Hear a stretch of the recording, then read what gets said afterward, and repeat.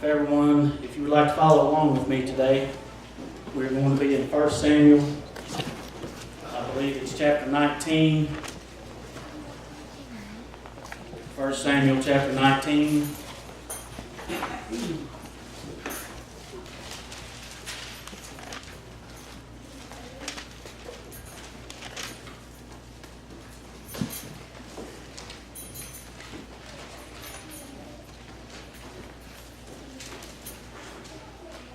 I am going to turn to some other places today leading up to this study, and when I was studying it, a lot of people don't understand that there are evil spirits in this world, and for everything that is good, there is also bad. And a lot of people do not teach about evil spirits. They do not teach about Satan and those things, but how can you possibly be prepared in your life? Some things that are going bad in your life, or somebody that's doing something to you, or Satan's using somebody, or an evil spirit's using somebody. If you're not aware that we do have to deal with evil spirits in this world, then you're not going to be prepared. And you're not going to recognize it.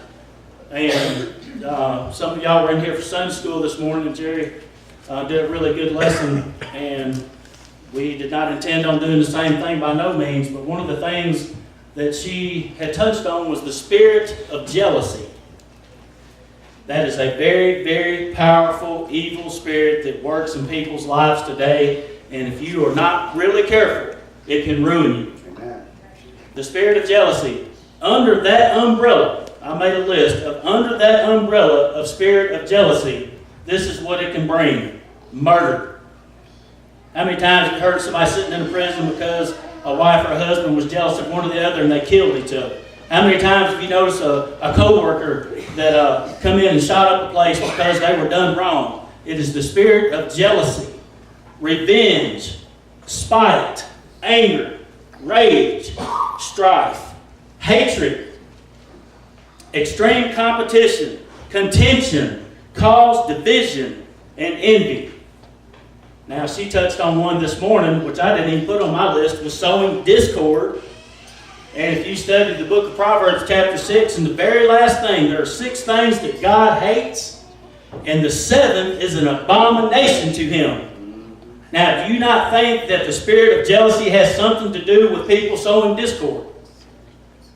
And she shared a personal testimony this morning, and she didn't want to record it because, I don't know why she didn't want to record it, I kind of do, but I'm not the same way. I'm going to stand up and say, hey, if you want to sow discord and try to tear down what God has built in this house, I'm not going to be quiet about it. Quit being a coward and step up and say something if you've got something to say. Amen. That's the way I feel about it. Amen.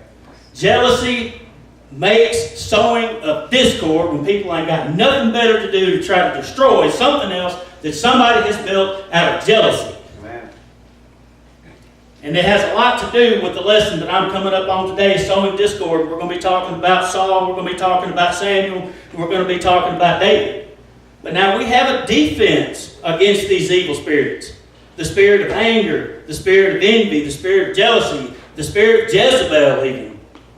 Well, in Matthew chapter 18, verily I say unto you, whosoever ye shall bind on earth shall be bound in heaven, and whosoever ye shall loose on earth shall be loosed in heaven. Us, as Christians, Jesus Christ has given us the power to bind them and cast them to the pit. And that is in Luke chapter 10, verse 19. The spirit of jealousy, along with pride, is probably the oldest sin in the universe. Okay? Some people are too prideful to humble themselves to admit that they're wrong. They're too prideful to apologize to somebody. All right? Now, jealousy is mentioned by name, and I'll just go ahead and read it. You don't have to turn there with me.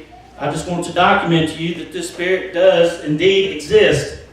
Numbers chapter 5, verse 14, and it says, and the spirit of jealousy come upon him, and he be jealous of his wife, and she be defiled, or if the spirit of jealousy come upon him, and he be jealous of his wife, and she be not defiled. Now, what was one of the biggest causes of Satan's downfall? Jealousy. The most beautiful cherubim that God ever created. He was so beautiful and so powerful. He got jealous. And what did he want to do? He wanted to sit on the throne of God and dethrone him. Can you see how powerful it started at a time before that we even live in today. One of the most powerful evil spirits that there are today. I'm going to go to Genesis chapter 4 before we start in Samuel.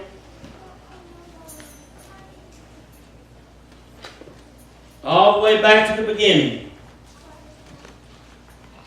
And Adam and Eve, his wife, and she conceived and bare Cain, and said, I have gotten a man from the Lord. And she again bare his brother Abel. And Abel was a keeper of the sheep, but Cain was a tiller of the ground.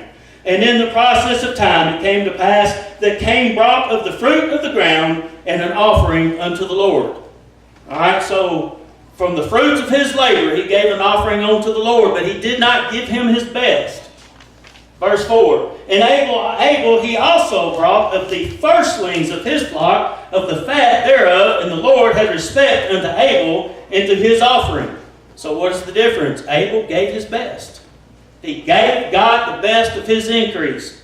But unto Cain, unto his offering, he had no respect. And Cain was very wroth, and his countenance fell.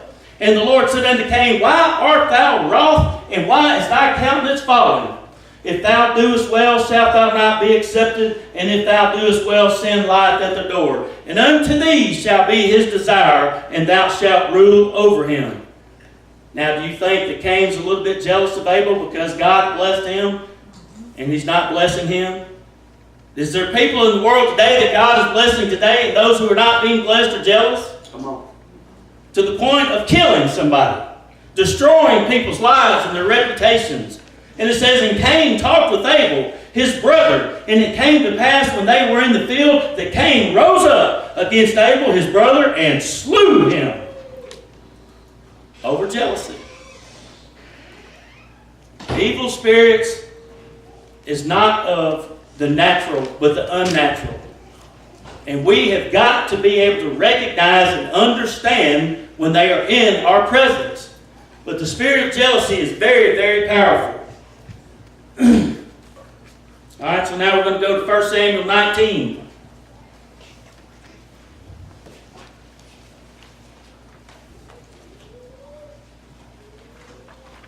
I lost my own place here.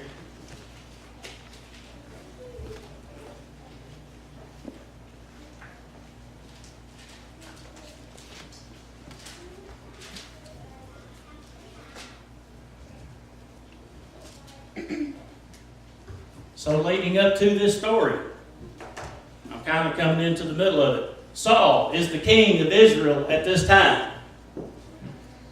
And God has taken his hand off of him. And it's kind of funny that this story come up because the last 2 weeks I've been talking about walking in obedience to God. If you expect God's blessings and if you expect his anointing, then you have to walk in obedience to God. It's not that Saul was a bad king by no means. But the Lord took his hand off of him. He took his anointing off of him because he was not walking in obedience to him. Well, guess what happens when you're not walking with God and you're not walking in obedience with him? He will remove his hand from you, and then you are even more subject to have an evil spirit on you and working in your life today. And this is what's happening to Saul right now as we pick up in this story.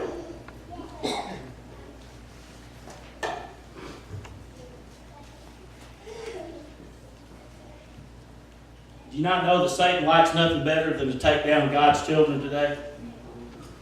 And he will use every tool in his toolbox to knock you off the path today. And I promise you there is an evil spirit for each and everything that is good in our lives today. And we have to be aware of it. And he will definitely use the spirit of jealousy. I said what I said earlier because I know that there's been a lot that has happened with this little old church since we started it. There are people who have come and there are people who have gone, and there are people who have nothing better to do instead of moving on with their lives. They have the spirit of jealousy on them. Satan will do anything to destroy this church. Do you understand that? And those that would sow discord, I just love it. Well, prove it. Don't talk about it, prove it. Shut your mouth if you don't know otherwise. The spirit of jealousy is a powerful thing, and Satan would love to ruin this church and ruin this ministry today. Verse 1, And Saul spake unto Jonathan his son, and to all his servants, that they should kill David. David was a good man. He was a good soldier. He went to battle several times and slew thousands and thousands of the Philistines. He's done absolutely nothing. And I said, Saul's not a bad guy. But when you have an evil spirit on you, sometimes people act out of character and do things that they normally would not do. Amen. I mean, Goliath, little old David was 16 years old, and he was a shepherd. And he ran to Goliath, and he slew him. He loved his king, and he loved his country, and he was obedient and loyal to him, and now Saul wants to kill him. Again, how many times have you seen on the news where people are killing people over jealousy? It's a very, very powerful spirit. But Jonathan, Saul's son, delighted much in David. And Jonathan told David, saying, Saul, my father, seeketh to kill thee. Now therefore I pray thee, take heed to thyself unto the morning, and abide in the secret place, and hide thyself. Now when I first started reading this, I thought karma is a very funny thing. I can promise you, when you falsely accuse somebody today, then you will suffer the punishment that they would have suffered if they had actually done that sin. Amen. Now here is David, and the king's trying to kill him. He sent him up on the front lines hoping that he'd get killed in battle. But what does David do down the road? I want you to look at the karma in this. He sends Uriah the Hittite to the front battle lines to get him killed so he could have another man's wife.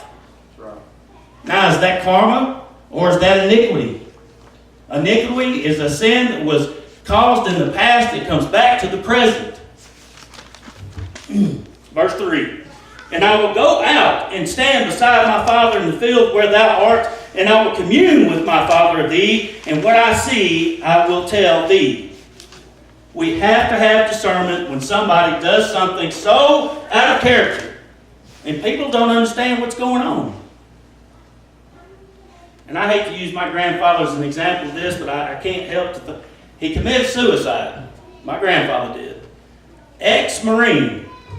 Successful businessman. I mean, he was an awesome person that people looked up to and respected.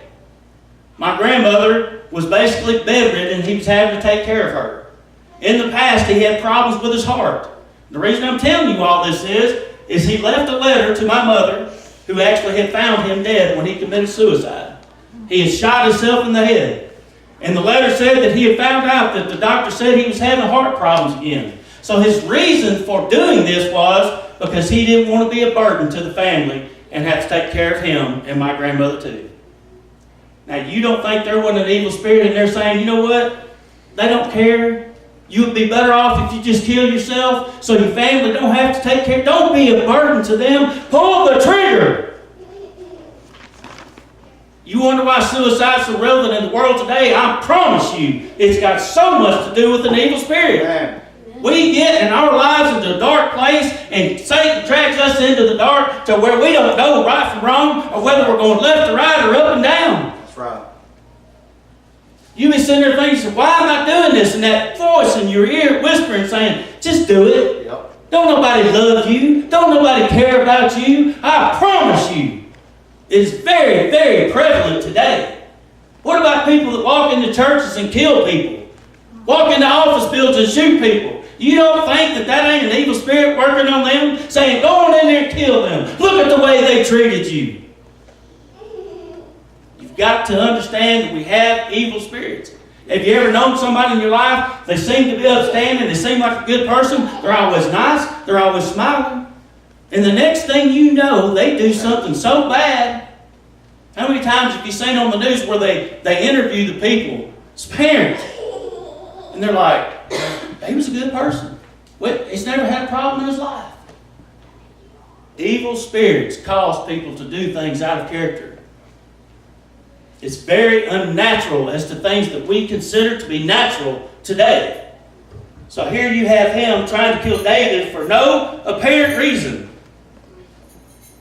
Again, God took his hand off of Saul, and now he has an evil spirit upon him because of disobedience. This is a good verse to remember. 1 Corinthians 2:15. But the natural man receiveth not the things of the Spirit of God. I don't care if you are a Christian or a non-Christian. An evil spirit can still get on you. Yes. For they are foolishness unto him, neither can he know them, because they are spiritually discerned.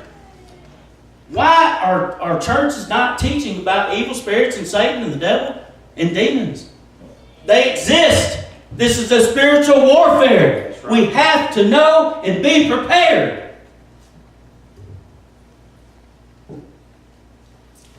Verse 4. And Jonathan spake good of David unto Saul his father, and said unto him, Let not the king sin against his servant David, because he hath not sinned against thee, because his works have been thee-ward very good. Again, look at all the things that David has done for Israel, period, and his king. Verse 5. He did put his life in his hand and slew the Philistines, and the Lord wrought a great salvation for all Israel. Thou sawest it and didst rejoice. Wherefore then wilt thou sin against innocent blood to slay David without cause? Again, you take a perfectly good person that seems to be of sound mind, and you let an evil spirit get upon them, and it can totally change them. Now, do you think he was really being forthright with Jonathan when he was sitting there saying he wasn't going to kill David? No, I guarantee you, because it's not in the natural. Verse 6. And Saul hearkened unto the voice of Jonathan, and Saul sware, As the Lord liveth, he shall not die. He swore to God. He swore to Jonathan that he would not kill David. All right, verse 7. And Jonathan called David, and Jonathan showed him all the things. And Jonathan brought David to Saul, and in his presence at past times. Now, if you go back a few chapters before, he had called David into his house and into his kingdom to play the harp for him, to help soothe this evil spirit that was upon him. So now he's brought him back into his house. Verse 8. And there was a war again, and David went out and fought with the Philistines and slew them with a great slaughter, and they fled from him. He was really good. You know what started the jealousy, first of all? Is God took his hand off of him, and the evil spirit got on him. They would go out to battle, and Saul would slay 1,000 Philistines, but then they would praise David and say, well, David has killed tens of thousands of Philistines. He was jealous of the recognition that David was getting. He was jealous because God anointed David to be king of Israel. And now he wants to kill him. Verse 9. And the evil spirit from the Lord was upon Saul as he sat in the house with his javelin in his hand. And David played with his hand. Now I want you to read that first part again. And the evil spirit from the Lord was upon Saul. God does not bring forth evil. Nope. James 1:13 says, Let no man, when he is tempted, say that I am tempted of God, for God cannot be tempted with evil, neither tempteth he any man. God removed his hand from Saul. He allowed the evil spirit to get on him. But God does not bring forth evil. Now, he might as well have been holding, back in that time, he had a javelin in his hand, he might as well have been holding a .357 Magnum. Now, do you think that not David was kind of paying attention to what was going on with him, knowing that he was out of character? He's sitting there holding the javelin while he's playing the harp. Verse 10.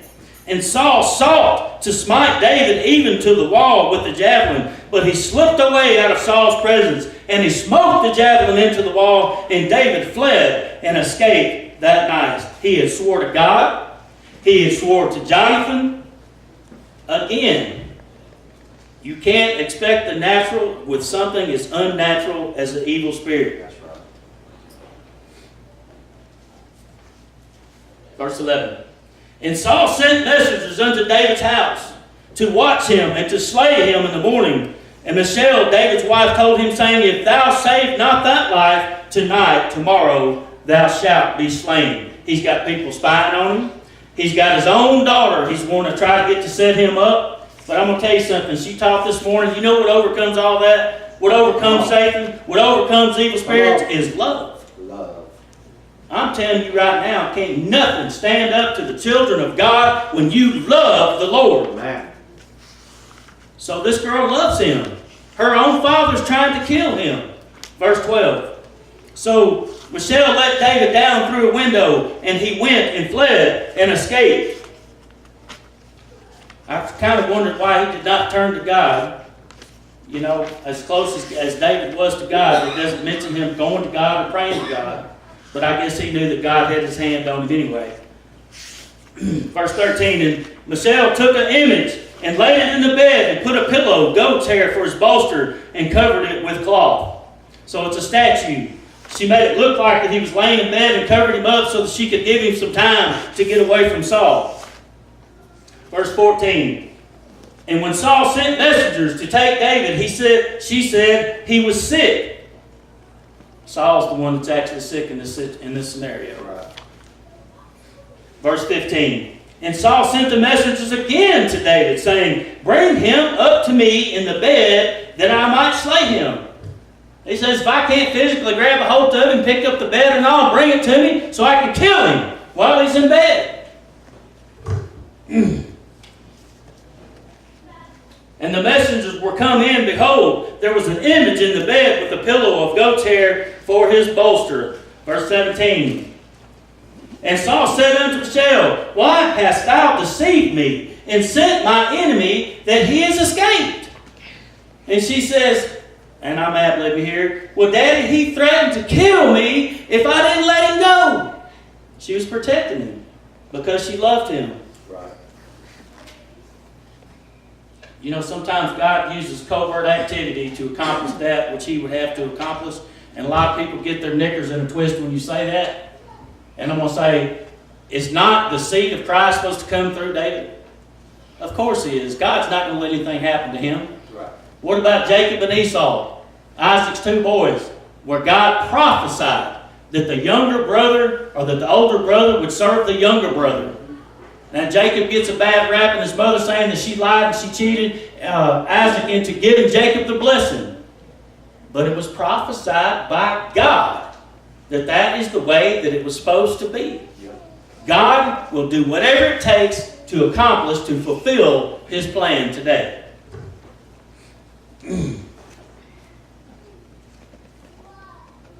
So David fled and escaped and came to Samuel to Ramah and told him that Saul had done to him. And he and Samuel went and dwelt in Naioth. So basically this is a college for training priests and prophets. And it was told Saul, saying, Behold, David is at Naioth, Ramah. All right, verse 20. And Saul sent messengers to take David. And when they saw the company of the prophets prophesying, and Samuel standing as appointed over them, the Spirit of God was upon the messengers of Saul, and they also prophesied. The Spirit of God. Proverbs 16:7. God protects his own children. When a man's ways please the Lord, he maketh even his enemies to be at peace with him. Saul sent messengers to go kill him and fetch him, but when they got there, the Spirit of God was on them, and they were prophesying. That's right. Verse 21. And when it was told Saul, he sent other messengers, and they prophesied likewise. And Saul sent messengers again the third time, and they prophesied also. God is showing you that the Spirit of God is in control. Amen. Verse 22. Then he went also to Ramah himself, came to a great well that is a Seku, and he asked and said, Where are Samuel and David? And one said, Behold, they be in Naioth in Ramah. So Saul himself. It's too bad he wasn't motivated as much to do God's will and be obedient to him as he was in pursuing to kill David. Yes. Verse 23. And he went thither to Naioth and Ramah, and the Spirit of God was upon him also. And he went on and prophesied until he came to Naamah of Ramah. God is in control.